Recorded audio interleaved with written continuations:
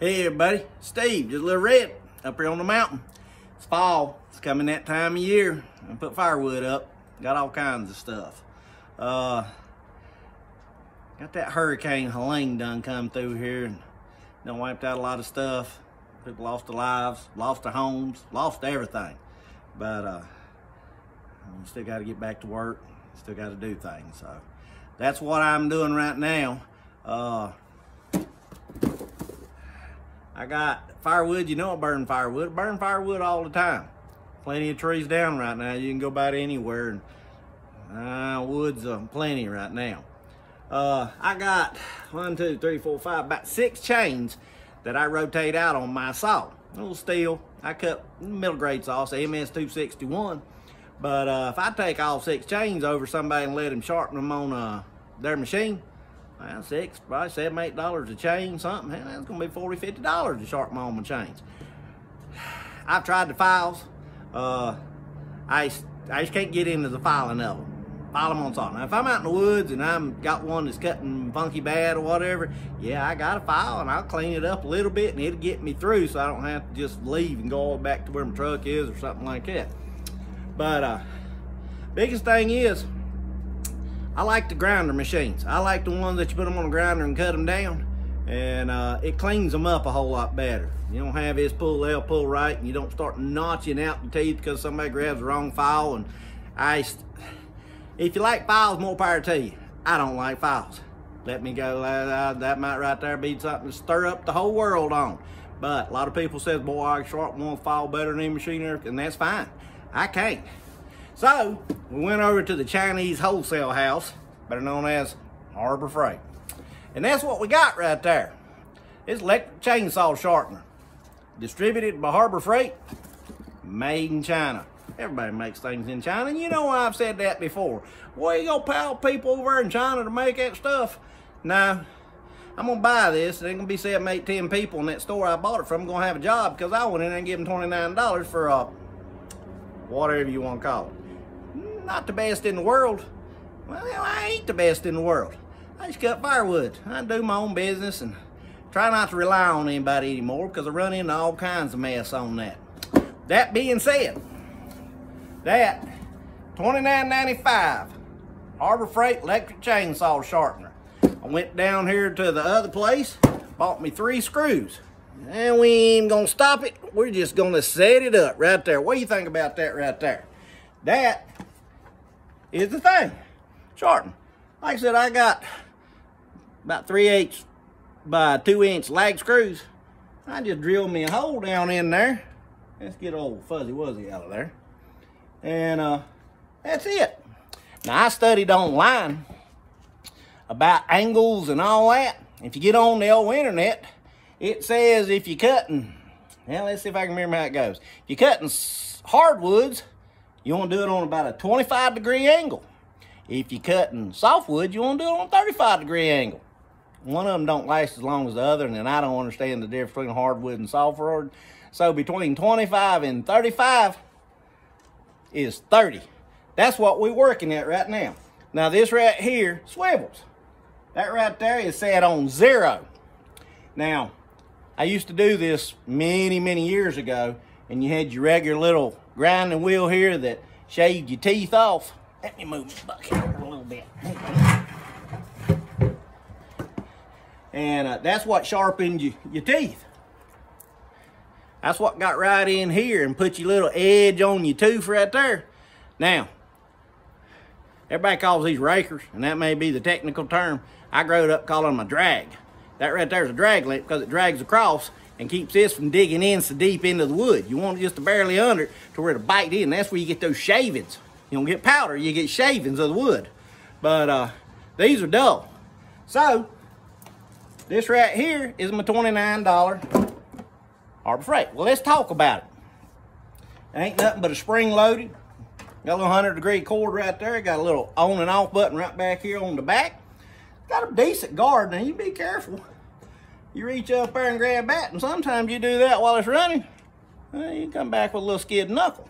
But one of the things I like about it, when you put a chain in here, There's a couple little things that's really, be honest with you, for a cheap little whatever, it's got some stuff. Used to, you have to sit there and take your finger and do that and do this right here and lock that.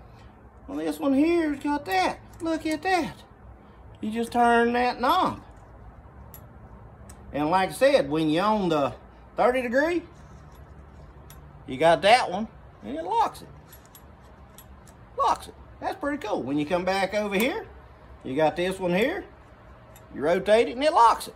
Now that's pretty cool. I like that. Got a big knob underneath it right here. We're going to set that thing on 30 degrees right there. That's 30. Now I've got it locked down underneath, so it's solid.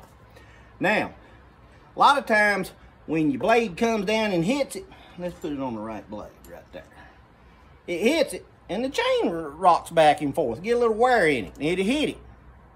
So this one actually has a little handle and it clamps down on it. If you can see that right there, it holds that to where it don't move. It's pretty cool. You see how that does there? Now, we're gonna set this up. We're on our 30 degree. Let's see. Right about right in there. Let's see how that does. I want a little bit more. A little bit more. See this little adjusting arm right here pushes this forward and backwards. Just thumb screw. You set it however you want it. It's got a stop right here to keep from ramming all the way down into it. You just adjust it right there. That keeps you from just cutting your chain in half and grinding on it. It's not a bad thing. Eye protection. I ain't got none with me, or I'd have it on. Gotta have all kinds of protection, so don't do it like I do it. All right, let's turn it on. Got everything situated. Ain't loud at all. But you sit right there. You got that one. Well, we need to do a little bit more on that one. Oh, we like that. See, now I hit that brake, and that holds it tight right there. Now, we just take that little knob I showed you there, lock it down, hold that little brake, and you just turn right over right here. Now, I may be cutting it a lot off. It sounds like I'm really grinding on it some. You let off on that brake. I swear I'm cutting a lot off. It does seem like a lot, but just little Red, he does what he can do. See, you got that? You lock that brake. You hit it a couple, 3 times. You'll know when it's just going to take some practice. Got that thing locked. And that's it. Now, when we want to do the other side, loosen your big nut up right there and turn that thing over here right there at 30 degrees. Lock that side. We're going to bring it over to your other ones. Let's see how far off we are. We should be dead on it if the chain's good. Yep, if the chain's cutting straight, you should be dead on it right there. Let off, roll that thing forward. Now I've got it all out of whack now because I'm only doing a little bit, because you don't want to sit here and watch me sharpen my whole chain.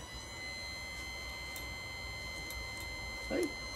Pretty simple little machine right there. Ain't complicated. Cut that off.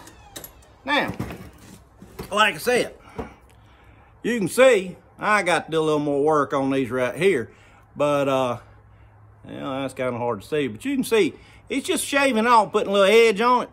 Like I said, we got to do just a little bit of cleaning up on it, but I don't know as though you can see it or not. That chain right there was been in the dirt, in the pine, in about anything and everything you can think of. We'll finish cleaning it up. We'll take it up top here in a little bit. We'll put it on the saw. I got a whole bunch of dead, dried out hickory up there. That ought to be a good test on it. Y'all hang loose just a little bit. But we'll see if this Harbor Freight $29.95 one is worthwhile. All right, I'll be back in just a little bit. All right, we tried and we sharpened them. I got it on the saw there. I warmed it up just a little bit. I ain't cut with it, so I don't know how it's gonna do. What I've got up here behind me, that's some old hickory. Been down, I've been down close to a year now, so it's pretty dried out. Just stockpiled up here. I just got to get in there and get it out. But this is a test run to see how this thing works right here. And like I said, I ain't tried it. You see how it does on the saw sharpener. We'll see what she does. You see what this does. It may be a total flop. Y'all hang loose.